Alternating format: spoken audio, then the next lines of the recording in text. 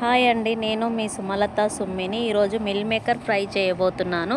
దీనికి కావాల్సిన పదార్థాలు: ఒక పెద్ద క్యాప్సికమ్, కొంచెం కరివేపాకు, కొంచెం కొత్తిమీర.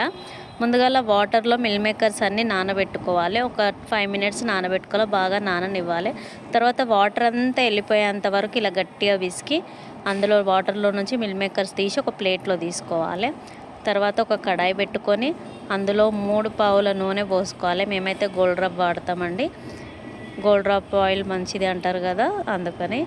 తర్వాత ఆయిల్ లైట్గా వేడెక్కిన తర్వాత కొంచెం క్యాప్సికమ్, కొద్దిగా కరివేపాకు వేసుకొని ఇలా ఫ్రై చేసుకోవాలి. ఎక్కువగా మాడనివ్వద్దండి, లైట్గా ఫ్రై చేసుకోవాలి. చూడండి, ఇలాగే ఇలా ఫ్రై అయిన తర్వాత మిల్ మేకర్స్ కొంచెం కొంచెం అన్నీ వేసేసేయాలి.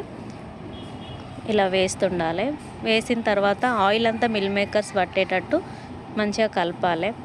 బాగా కలుపుకొని కొద్దిగా సాల్ట్ వేయాలి. ఎక్కువ సాల్ట్ వేయొద్దండి, ఎందుకంటే ఇది ఫ్రై కాబట్టి మీడియం సాల్ట్ వేస్తే సరిపోతుంది.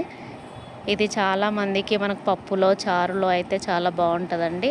మనం పప్పు చేసినప్పుడు ఇలా ఫ్రై చేసుకోండి, చేసుకుంటే మంచిగా ఉంటుంది. ఇలా కలుపుకొని లైట్గా చూడండి, కలర్ చేంజ్ అయింది.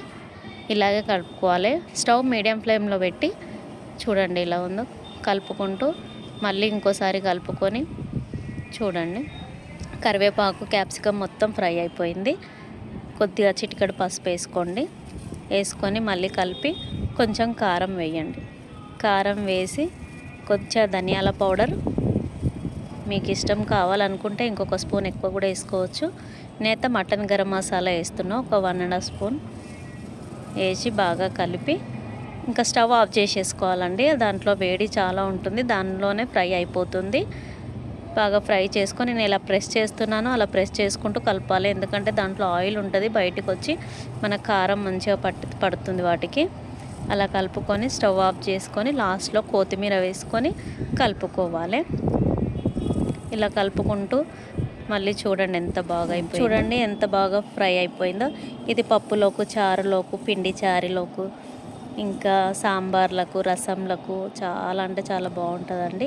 మీరు కూడా తప్పకుండా ట్రై చేయండి. మన ఇంట్లో ఎవరైనా పెద్దవాళ్ళు ఉంటే వాళ్ళకు స్టఫ్గా ఇంకా బాగుంటుందండి. వాళ్ళు మందు తాగే వాళ్ళకైతే మీరు కూడా ట్రై చేయండి.